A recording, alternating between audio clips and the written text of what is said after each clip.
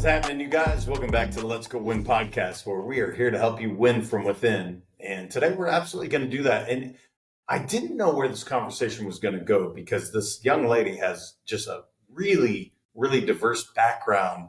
And so much of what she has applied both with her children's books and then with her learning of ADHD, it is so applicable. I think every single person listening can go, oh, that's a brilliant idea. I can absolutely use this. So you're going to love this. Sara Hartley is a healthcare executive, author, and certified neurodiversity and ADHD coach. As VP of Health Systems at Healthgrades, she brings nearly 20 years of expertise in healthcare marketing and AI-driven growth. Creator of Purposefully Me, a 13-book children's series inspired by her journey with Lyme disease and raising a neurodiverse son, Sara helps parents, educators, and kids turn differences into superpowers. She lives in Colorado with her husband and 2 sons. Well, Sara, it's so good to have you on the show. And as we talked about off air, I was like, wait a minute, Colorado, Lyme disease. I know a little bit about this. This is just, I don't know. It's bringing you guys into my world, which I think is great for awareness. But as I told you off air, I was like, this is odd. So anyway, so good to have you. How are you today? I am doing wonderful. Thank you so much for having me. I'm a big fan of your show. Thank you. I appreciate that. I guess that's maybe because I mentioned Lyme disease, and it's not your entire. I can't wait to get into how you started writing children's book and the neurodiverse and ADHD. Again, I know this much. Like, guys, if you're watching the camera, I scratched the surface when it comes to this knowledge. But specific to Lyme disease for you, how did you even discover that this was something? Because I know some people, they kind of know immediately, they see something on their body, and some people, they just don't. What did that look like for you? Mine was quite the interesting journey. I always knew there was something that was a bit off about my health. I had just strange things that came up throughout my childhood and also in college and post-college, where I had several surgeries and things that were a bit odd and unexplainable. And it wasn't until 2021 that a good friend of mine from home, she was actually diagnosed with Lyme disease. And I thought, that's interesting. Her and I have been best friends since we were probably 11 years old. We have very similar, strange things that occur, even in college or in our 20s. Our friends would say, you both act like 90-year-old women in 20-year-old bodies.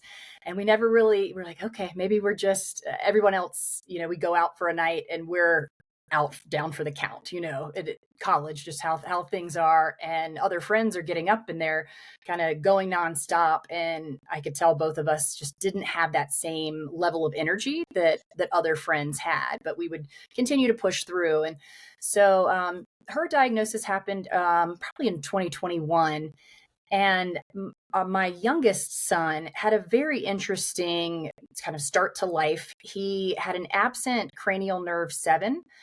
So your cranial nerve 7 controls your ability to blink and then the integrity of your smile. And so on his left side of his face, he had this absent cranial nerve. And we went through so much testing. We thought, did he have a stroke in utero? Did he have cerebral palsy? Was it Meibomian? I'm probably pronouncing that incorrectly, syndrome. So we went through a full gamut of all of this, trying to figure out what was going on. All in the middle of the pandemic. He was born in October of 2019. And so even trying to figure out, could we give him solid food? We weren't sure. He was doing PT and OT via Zoom, and we didn't know if we could give him solid foods. We were having to wait for these swallow studies since that area of Children's Hospital was closed. And right about that time, I read an article around Lyme disease, and the article mentioned how there are some children that have Bell's palsy. And there was something about that article that just gave me this like gut-wrenching feeling of, I think that might be what's going on. I am wondering if maybe I have Lyme disease is that possible? And have I potentially passed that on to my child or both children? And ended up going through that kind of rabbit hole and through all the testing, which is a very difficult process. It's extremely expensive. They like to exacerbate your symptoms to be able to test positive. So I tested positive for Lyme disease in September of 2021, and 4 co-infections that also have their, entirely different type of symptoms and things that go on. But all of that kind of compounded into some of this time frame that ended where I was at mass burnout, that ended up sparking a lot of creativity for my books down the road. Wow. One of the things that in reading about you, it feels like you're very intuitive. And what I mean by that is you thinking like, okay, maybe there's a correlation here.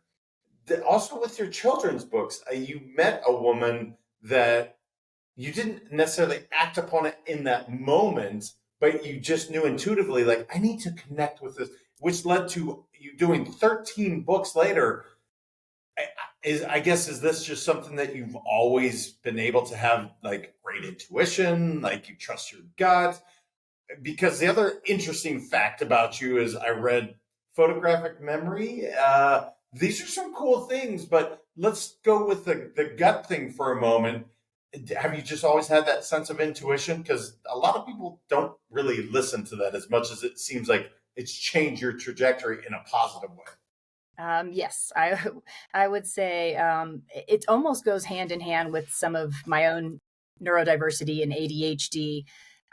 Many people who are neurodiverse or have ADHD can be deep empaths, to where you feel the weight of the world. It can be a blessing and a curse at the same time. There's almost an element of where you'll have a decision fatigue, where you almost mirror the person's energy of who you're around. So I've always been that kind of deeply feeling person. And I will get that immediate instinct when I first meet someone. So it's almost like your dog, where your dogs can immediately tell, is that a good person or a bad person? And I have always had that. My oldest son is the exact same way. And so he's done the same thing with teachers that he's had since preschool, where he would start acting out because he just didn't feel safe. And, it's something that on one hand, I love it. Because I can't ignore it, but it helps keep me safe in a way. It helps kind of spark the path in which I'm going to go. But on the other hand, it's a curse at the same time, because sometimes you just want to ignore some of those feelings that might come up. But yes, I did meet a woman, and I thought she was incredible at our leadership retreat. And she had 3 boys. I had 2 boys. We had a lot in common. She was very tall. I'm very tall. And we played golf together at Top Golf. It was just a function for leadership retreat. And I told her about the book, the first one that I had written. And she said, let me know, when this happens. At that time, she was the editor-in-chief of Psych Central, which is a portion of the company that my company is under as well. And when it happened, a couple years later, I was really ready to take that step.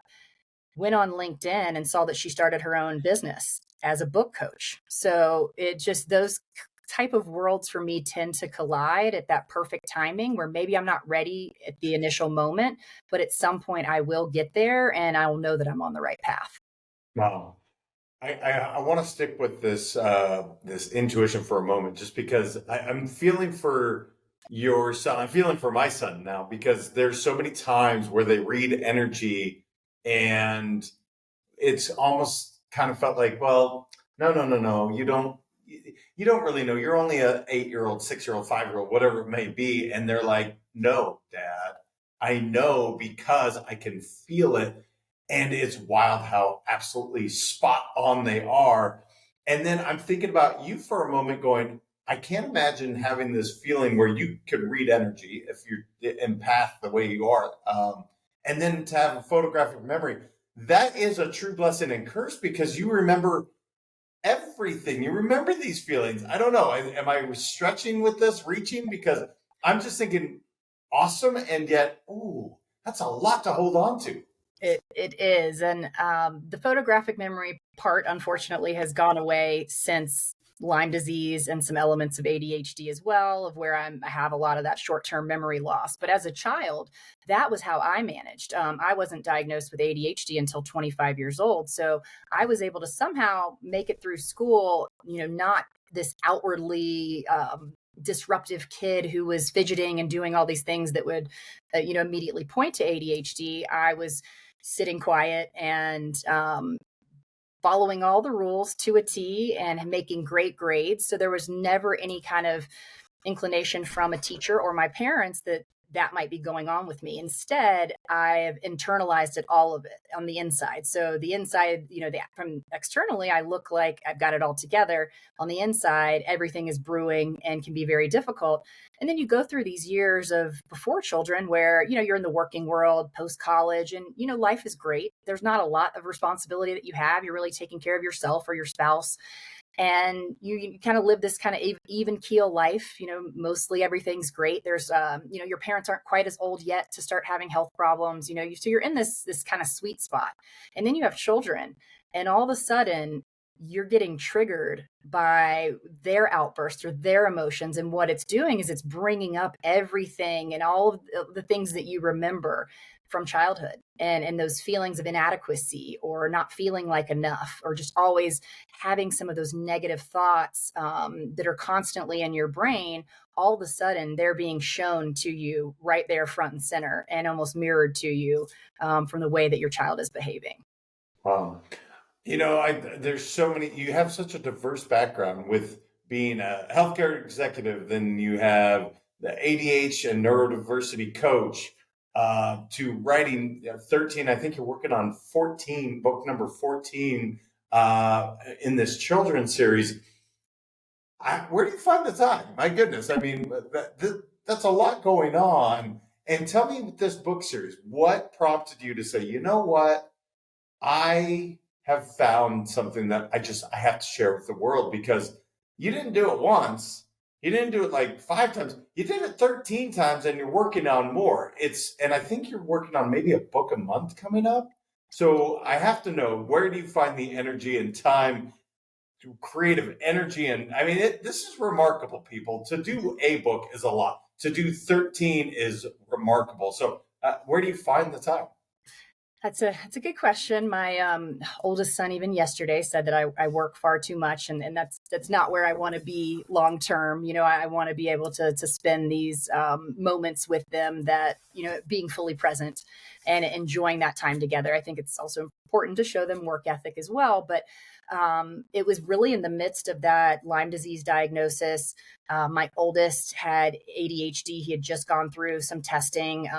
He really had struggled since the very beginning, usually right around 18 months or so. But we had noticed from the beginning that he seemed to be surpassing milestones, and he was having some outwardly aggressive behavior at preschool, getting incident reports sent home every other day for hitting or pushing or whatever it was. Though he was speaking full sentences by 2, so he could articulate his words, but something was happening between his cognitive skills being extremely high, but a lower social emotional level that was really causing explosive behavior. And I spoke with a friend who is an OT in the school system that really helps to support a lot of kids with ADHD or autism. And she said, have you ever thought about him being gifted or having ADHD? And I said, oh gosh, what is, immediately my mind went to, okay, does gifted mean he has autism? I was not quite educated in that realm either. And really, it just meant that he had a higher IQ. And so we went through all this testing. He is highly gifted. We're working on him going to kindergarten early because he was just very tall, and the kids were so much smaller than him. We didn't want to send him to another year of preschool because he had barely missed the cutoff to go to kindergarten. So all of this was kind of coming together. I had a newborn baby. We were dealing with all of his medical issues as well. And I was in the shower, which I feel like we can be our most creative at that point. And I just had this moment of a full breakdown of just, what is my purpose? Why am I here? And it somehow sparked creativity for me. I got out of the shower, I grabbed my phone and pulled out the notes on my phone, and I just started writing. And it is centered around those lines. What is my purpose? Why am I here? Is it to do this or is it to do that? And that was the first book that I wrote. My husband came in later. He's like, "Why are you taking so long to get ready? Like, hurry up. We got to be somewhere." And I said, "I'm sorry. I just wrote a children's book." He's like, "What? Like, who does that?" So that, for me, it can come at the most random times. And there were, with my children struggling, my oldest, from a very young age has had very negative thoughts. He's almost 9 now. And so every night before bed, I'd say to him, repeat after me. I am kind, I am smart, I am lovable, I am brave, I am enough, I am safe, and I'm a great kid. And, it started with a couple of those. We added more, felt like 7 was enough at one point, but each one of those became the central theme of the books that I started writing. And a lot of the stories, I'm talking about topics that are not talked about. And it's a classroom of children, and each one of them is representing the book. So it could be ADHD or autism, death or divorce, bullying, dyslexia, anxiety. There's one on Down syndrome. There's a whole gamut of topics that aren't talked about enough. And when they're not talked about, similar to when I was 25 and found out I had ADHD, the doctor gave me medication and said, "Be on your way." There were no strategies given to me of how do I manage this. And so what I'm really trying to bring to the classroom is these ideas of not only relatable of, hey, that's me. I'm not alone. I do that, or I feel that way, or I have those conflicts. This is how I can solve for it. Here are some grounding tools or strategies that I can implement and feel a little bit less alone in my own brain. And so it became this cathartic thing for me of processing my own emotions. Myself, I'm in several of the books, just, might be mixed in and things I struggled with as a child. But it was that eye-opening moment of something has to change, and I have to be able to manage the burnout that I have and in a way that is productive and really take that and create something beautiful out of it. It's fascinating to me that the doctor came to you and you hear gifted. And of course, young parent, you're going, "Oh my gosh," almost negative. When I heard that immediately, I thought, "Oh, gifted, like that's unique. That's special. They have this ability to do something that maybe others cannot, or naturally they are gifted at that." One of the things I've read as well is you have this ability of hyper focus in terms of you really get into, which again, I'm not picturing you in the shower, but just picturing you out of the shower, writing the book and going, "Holy shit, man, like took a shower, got out, literally wrote a book." That's not, I will tell you, I have thoughts too, and I write down my thoughts, but writing a whole book post creative surge that happened, that's remarkable. Is that a moment of hyper focus for you where you just are like, I can see the whole picture and I just go? Yes, absolutely. And it is very hard to turn it off. It's very hard to stop.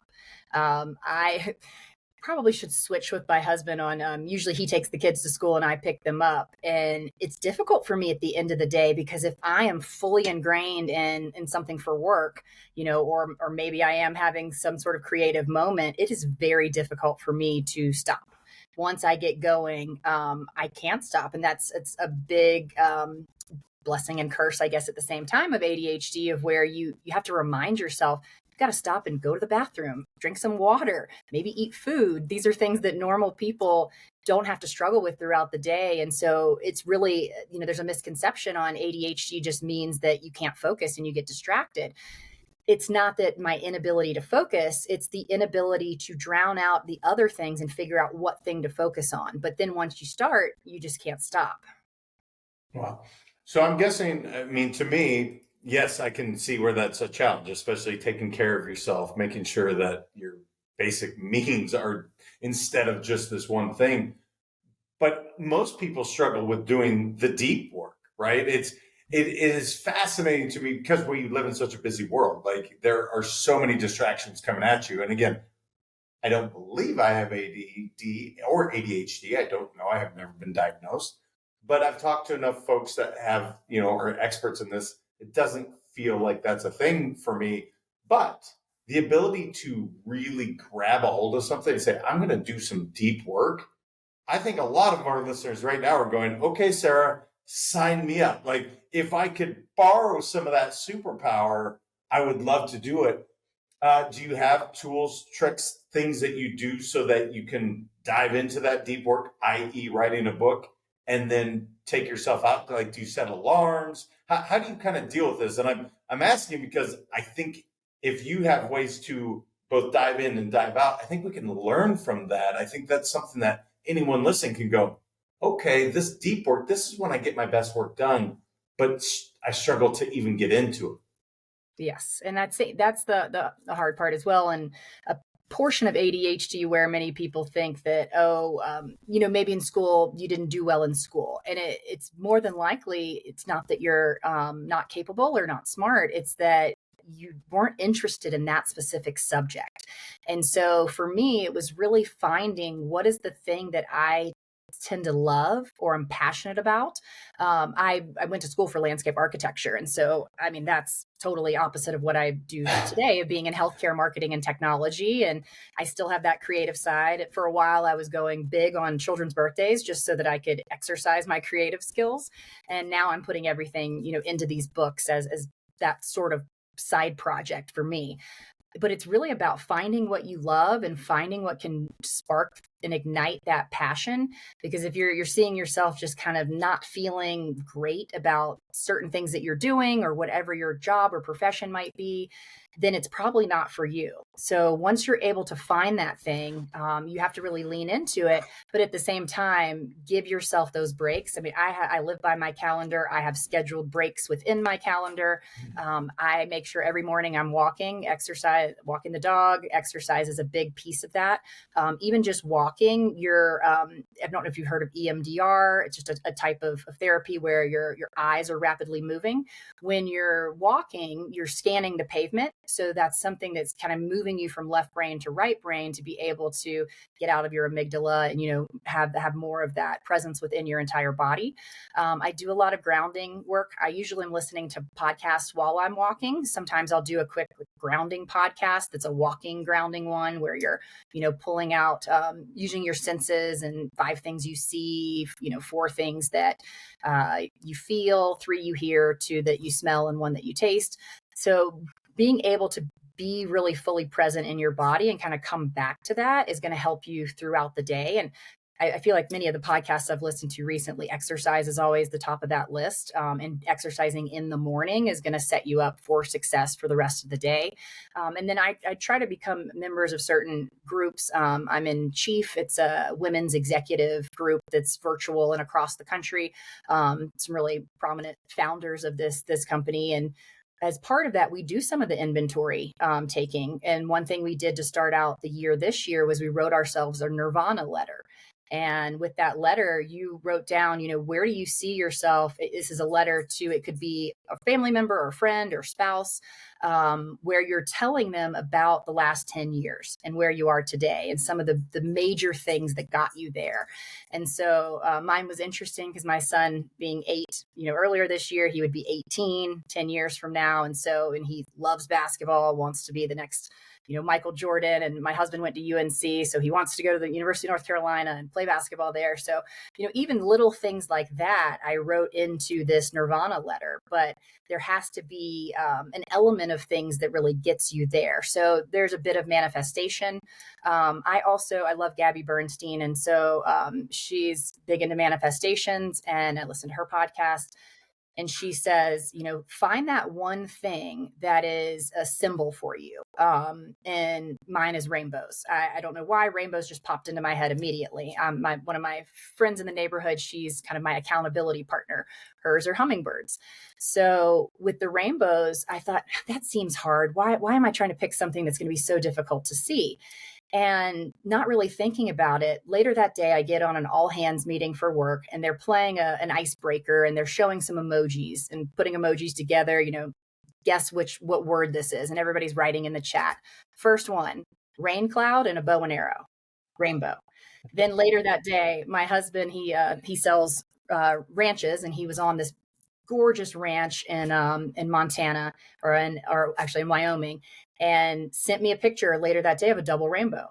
So those are the kind of things that even not thinking about it, I thought I was going to have to go outside and see this beautiful rainbow. But instead, these other little elements were helping me know I was on the right path.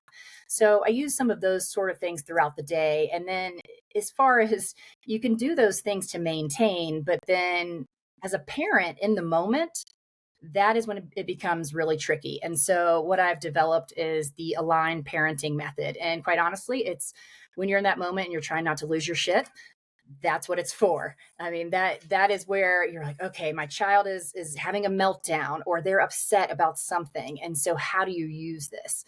And the A is for awareness. You become aware of your surroundings. L is for listen. You listen and label. So you're listening to your own body. You're listening to your child, trying to figure out what's happening. And you say, I'm feeling really overwhelmed. Maybe my chest is tight or my fists are tight or my heart is beating fast. And you're trying to figure out what exactly that is. The I is for identify. So you're identifying triggers. This is one of the biggest pieces because as I mentioned before, now that I have children, they're starting to trigger me in ways that I never knew were possible. And when the hardest thing about having a child with ADHD is being a parent who has ADHD. So I'm supposed to teach them all these things and stay calm and, maintain this perfect thing for them. But yet I never had the strategies to do that. So I'm struggling myself. And so I have to figure out, what's triggering me. We were at a Savannah Bananas baseball game. I don't know if you have heard of them. They're kind of the phenomenon right now. I'm actually from Savannah, Georgia. And we were there and it was hot and just loud, and my oldest was complaining. He wanted to go home. We had been in line for an hour or more. And finally we were starting to go in and I could see he was just melting down. And I said, align, I need to align with him. So I very quickly said to him, hey, I get it. I see why you're frustrated. This is really overwhelming. It is so hot. We're sweating. There are loud sounds. There's smells coming from the stadium, hot dogs and popcorn and a whole mixed with, the smell of downtown Denver, which is not very pleasant all the time.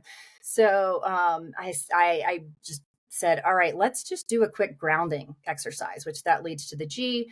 And, 5, 4, 3, 2, 1 is my favorite. But, in that moment, we needed to do something quicker. I said, let's have some water. Water will reset your central nervous system. I said, let's name 3 things that are purple. We're at the Rocky Stadium. So, we're able to quickly name 3 things. And then the last one is in nurture. So I said, I need to understand how he's feeling in this moment. And I need to make sure that now I am present for him. And so I said, hey, buddy, again, I totally get this. I see why you're frustrated. I'd really like to have a nice day. Do you still feel like you want to go home? It looks like we're going in now. We can either go get your ball signed by the players or we can go home. And he's like, let's go. Let's go. He got out of that mood. He could tell that when we talk about the feeling another person, he can feel me when I'm tense. He could tell that I was getting frustrated. And when I was able to let my body calm down, he calmed down. So he needed that to be able to mirror me in that moment. And, while it sounds long in the moment, it took 60 seconds or less for us to walk through the align method, for me to really see him and see how he was feeling and understand what was triggering him, because it was triggering me too. And then I was calm and he was calm and we had a great rest of the afternoon. Yeah, I think there's a lot of lessons as you're talking. I'm thinking, okay, because I actually do a lot of training on triggers, both good and bad. Most people think of triggers and they're like, oh, it's something negative. Well, sure, but a rainbow could be the trigger for somebody in a great way, right? And I use this in business. I use it with salespeople. I use it with my kids as well. Like when I'm at the point that I want to absolutely just, lose my stuff, I'll throw on, it's an Eminem song. It's ridiculous. That's my son's favorite. It's his favorite. And it makes me happy. It doesn't matter what is happening in the world at that moment, I shift. And for me, there's an example of, we have triggers, good and bad. And what I love about, you're very intentional about finding something that really settles. And what I heard in this, I think, obviously, I'm guessing Mel Robbins, you've definitely listened or read quite a bit, because when you said 5, 4, 3, 2, 1, I'm like, okay, 5-second rule. then I was thinking, as you're talking about the rainbow, I'm thinking, well, she has the hearts. And the whole thing is really this stuff is there. If you find something that makes you feel good, we're talking about the brain a lot here, but it's activating your reticular activating system. And now you're going to start to see these. Very long-winded point for the audience to say, look, we all have negative triggers. We also have positive ones. And what I'm really hearing from you, Sara, is that you are clear on both. And you're very self-aware to go, okay, again, very intuitive. I feel it in my body. How am I going to get out of it? I love the align. That's awesome. And I just think there's a lot that people can absolutely do for themselves. Find these rainbows. It doesn't have to be a rainbow. It can be a heart. It can be a square. I don't really give a shit. It's just find your thing. All right. So tell me, book one, Purposefully Me. This is a whole series, correct? Yes, it is. All right. So book one goes down and you're like, well, I guess we're just going to keep rattling these babies off because I'm fascinated with your ability to take this idea.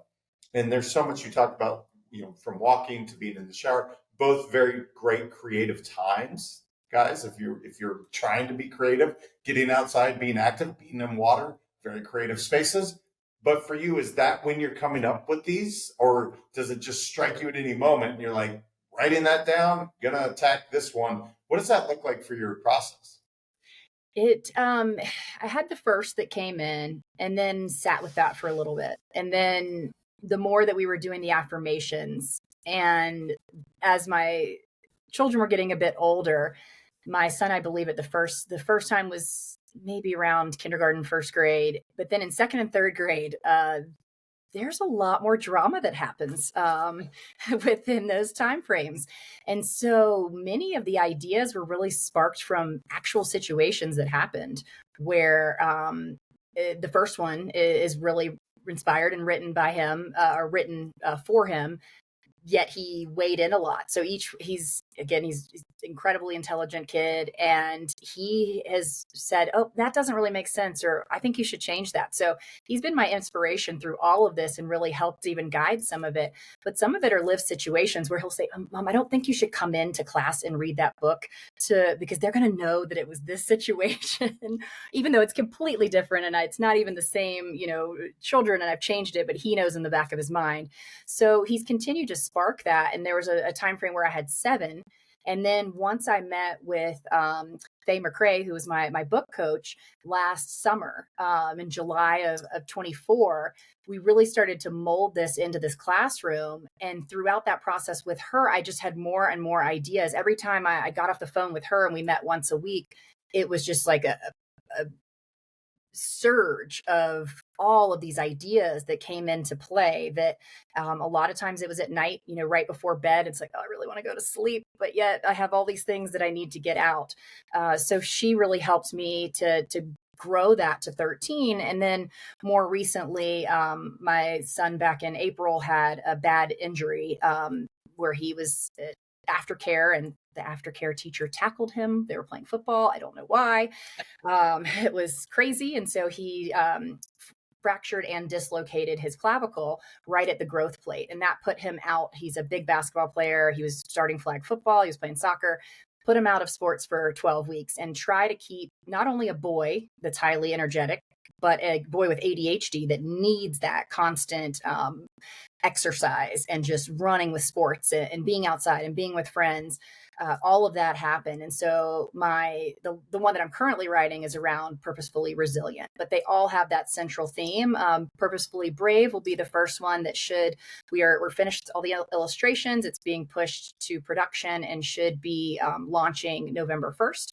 We're right now working through purposefully calm. That's the second one that we're almost through all the illustrations. So that'll launch a month later and down the line. So hopefully this time next year, they'll all be out, or who knows, I'll maybe be writing some more. But the age group's about kindergarten through 5th grade, more elementary school. And there is definitely a place for something like this in middle school. I just have to figure out how I'm going to do that. I think that's where more of the hormones, more of the emotions come out. At least where we are, we have top elementary schools that are 10 out of 10. And then you get to middle school and it's like, you can't find any middle school that seems to have great scores. It's just that age is just a tough one. And that's where I think a lot of that, if you haven't had this support at an early age, middle school is all that more difficult. I know it was for me. I was bullied a lot in middle school.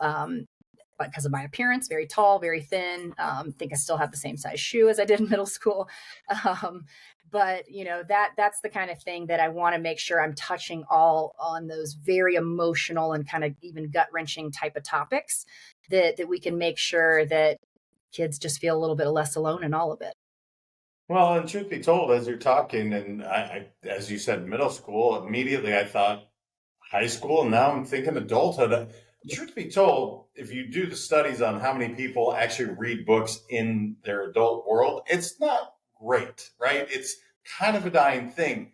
However, and I'm not simplifying it, when you have the children's books with the illustrations, I think the book comes to life.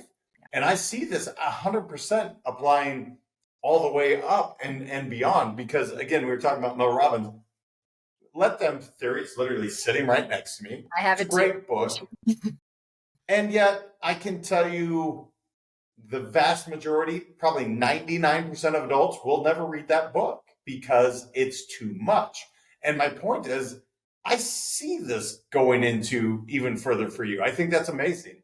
I'm curious with the ADHD and neurodiversity, are there any things that you'd like to dispel for people that they don't understand it? Because again, conceptually, I think I get it, but yet my kids don't seem to have it. I don't know. And we're working with people that have these abilities and they have these challenges as well. And yet maybe we don't know how to best cope with it and to best to really understand and react to when these challenges come up. Is there anything you'd like to share with people when it comes to people that have ADHD or neurodiversity, or what that really looks like? Yeah, absolutely. And I think you made a great point as well of when I look at this collection of books, it's also for those who are neurotypical to better understand someone that's not. And so the real main thing around neurodiversity, it's just that our brains are wired a bit differently. So, we all have our human brain and, certain neural pathways, and, all of that has neuroplasticity where it can shift and grow depending on, how you're training it. But when those who are neurodiverse, whether it's ADHD or autism or dyslexia or dyspraxia, giftedness, all of that falls into the same bucket. Sensory processing disorder as well. And a lot of times you have an overlap within all of those categories. So many years ago, I saw a chart of 3 circles, and it was ADHD, sensory process, or no, it was ADHD, giftedness, and autism. And there was that middle overlap where sensory sensitivities come into play. So, it might be that clothing is not comfortable on you. You feel tags really easily, or you don't like loud noises, kids that maybe cover their ears. It just allows for that education for those who are neurotypical to help understand what that might be like. And I think the more understanding we have, the more empathy and compassion we can draw. It's very difficult to be angry and empathetic at the same time. And so, one of the books is around sensory processing disorder, and it talks about how this kid had, been in music class that day. And then, in the lunchroom, and things were really loud. And this little girl was very handsy, and she's, kind of in his face. And then he asks her to stop. She doesn't stop. And then he explodes and starts screaming. And it's all the triggers and the buildup that led to that point of explosion. And so I think immediately in school, we're just going to try to correct that child or send him to the principal's office, where he, wasn't acting right. And he started screaming and yelling in the lunchroom. And the problem is there's no lead up or understanding of why. And I think that's part of the Align method as well, is just having that why and that curiosity to understand a little bit more of what maybe causes something. And I'm a very cause and effect kind of person. And I always want to find out more of what the why is. And if we have that, hold that space and empathy to learn more about maybe why did this kid explode, then you might say, oh, it wasn't me, or that wasn't targeted at me. It was something that child was dealing with on their own that caused that. And so again, like you said, the neurodiversity piece can be a blessing or a curse all at the same time. It's just a different way of thinking. And I think our typical way that we outline a day of school is not suited for everyone. And think about it like a personality. It's like we all have different personalities. Some people are really funny, some are loud, some are quiet. We all have these different characteristics, and neurodiversity is just another characteristic that we have, but we're in a world that's not built for that. People might think, oh, she's really rude. She interrupts people all the time, but maybe it's just because she has ADHD, and that thought pops into her brain, and she's not trying to be rude. She's trying to just get it out, or can't even control that impulsivity of it coming out. So, having a little grace around some of those things and awareness, I think, goes a long way and can just create more human connection and empathy and kindness. Yeah, I think if people listening really stop for a second, because again, I can picture so many kids that they were the trouble quick kids. I'm using air quotes. And yet, if you look at them in their adult, when they find themselves, when they get out of that structured environment, which, look, sitting for 8 hours on your ass listening to, that's hard for anybody, let alone somebody that has a lot of energy, pent up energy, where the medication comes into play. But I look at so many of I'll just take Silicon Valley. I think so many of the people that are truly changing our world, their brains don't operate neurotypical. And there's a reason that they maybe didn't see the value of staying all the way through college and decide, I'm going to chase what are crazy dreams. And again, I'm not suggesting that I know this for certain, but I know the way they think is far different than the typical, which is such an advantage. Gosh, I haven't even asked you about your career. I don't know if that's even something you want to dive into. What didn't I know enough to ask you, Sara, that you want to make sure to share with people, whether it's about Lyme disease, whether it's about ADHD and neurodiversity, whether it's about, AI, and I know you work in the healthcare space. Is there anything that you're like, JM, come on, man, you should have known that you want to make sure to share with the audience? Oh, that's a great question. We have covered a lot. I know I haven't talked as much about my career, but I'm in healthcare marketing and technology. I've just always known that I wanted to find a way to help other people. And in my current career, while I'm not a doctor, I help patients find the right doctor through marketing and technology, and trying to make things easier on that patient care journey to be able to get the type of help that you need. And I have a lot of behavioral health clients. So it really goes hand in hand with this element of ADHD and neurodiversity. And so I found that place that really works for me. And, I just encourage others to, if you feel stuck, just try to take some of that inventory, write yourself that Nirvana letter of where you want to be in that 10 years. Really take a lens at your own self-awareness and what you might be playing into this. And it could just be a matter of you just haven't found your thing. And ultimately to just give everyone a little more grace. I feel like we are just constantly in a world where everything seems and feels toxic all the time. And being in Colorado, we had the Evergreen high school shooting was last week, and that hits very close to home. It's 30 minutes from here. And so when I think back to what got me started on this, a lot of times when that happens, my mind goes to what was going on inside the shooter's head and brain. Did they have some kind of neurodiversity? Were they depressed? Did they have anxiety? Did they feel like an outcast? And did they just not have the right support system in place to help get them past that?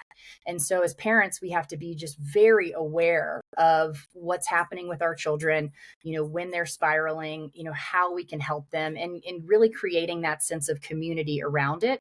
I didn't know where to turn when I first received that diagnosis for my son. And I found there were many groups on Facebook that were around ADHD, or twice exceptional is when you're highly gifted, or in a, I think there's even further than highly gifted categories, but 99 0.9 percentile IQ, and then you also have a learning disability like ADHD on top of it. So you can have multiple things. I didn't know what any of that stuff was, 6 years ago. And now I've learned more and more, and I've found these groups and communities where I feel less alone. And that's my ultimate goal. And so if you are struggling, I think that's where you just have to find that right community, that person, or even just start with a therapist. My therapist specializes in neurodiversity. So she's been very helpful for me because she's relatable. She gets it. She can tell her own story when we're talking. And I've had many over the years that just I didn't feel right. I felt like they were judging me. There was just this weird thing. So when you can find that right person who is, your person, that will go so far. You just have to make sure that community is there, and just that human empathy and compassion, and that'll hopefully spark some insight and creativity for yourself to be able to go on the right path. Yeah, not to borrow from your word, but truly aligning, right? When you align with people that can relate, can understand, have the grace and compassion, as you're talking, I already know 3 or 4 people I want to connect you with that do incredible work in the ADHD space. As you and I talked about off air and a little bit on, Athena, who I just had on, Lyme disease. And again, you're not alone in this journey, neither is she. And yet I know in moments it can feel so lonely when we're going through whatever adversity or challenge that we're faced with. We are, I can't believe how fast this went, Sarah. If people want to learn more about Purposefully Me or ADHD as a coach or anything that you're doing, where's the best place for them to connect with you? Well, thank you. There's 2 different places. One, you can follow me on Instagram. It's at Sara Lewis Hartley, SaraLewisHartley. I give a lot of tips there, calming strategies, various techniques and things that you can use, and things to feel more relatable. And then SaraLewisHartley.com is my website. You can go there and actually download your free Align method, and it comes with an example of how I use that as well. I've got a couple of testimonials from friends who have used it that I'll be putting up soon. So, head either to my website or Instagram. I'd love that support, and I'll release book dates upcoming. Amazing. Well, keep up the incredible work. I guess, thank God you have that much energy. And no, it truly is impactful what you're doing. And thank you for coming on and sharing so much wisdom on these subjects that some of us just don't know much about. And I think the awareness is so helpful to give people more grace. So thank you. Oh, thank you for having me.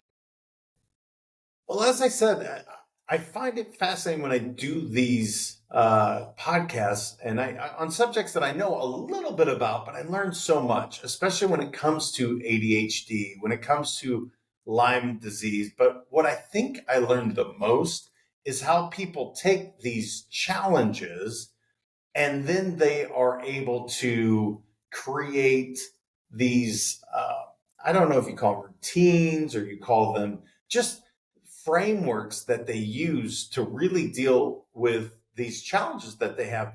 But every single one of us, the Align method that she used with her son, I thought was brilliant. To have awareness, listen, identify, ground, and nurture. And if you can follow that in the moment when you're feeling overwhelmed or you're feeling like, I just don't know what to do, these are the frameworks that we can all take and use. And the fact that she is putting these into children's books that is real world experience, like she said, her son as a model for some of these and her own experience. I think there's so much value to it, not just for the kids. I think her books are going to continue into middle school, high school, and hopefully even into adults, because we all have some of the similar struggles. So I think there's a ton there. If you would please share this with a parent that you know, if you would share this episode with somebody that struggles with ADHD or has had Lyme disease. That's 2 episodes that we've had in the last 4 weeks on something that I didn't know a lot about, but I've learned so much more about now. So, and I think awareness is key. So, do me a favor, please share this with someone you know, love, and care about. And until next time, remember your mindset matters. I appreciate y'all. We'll talk soon.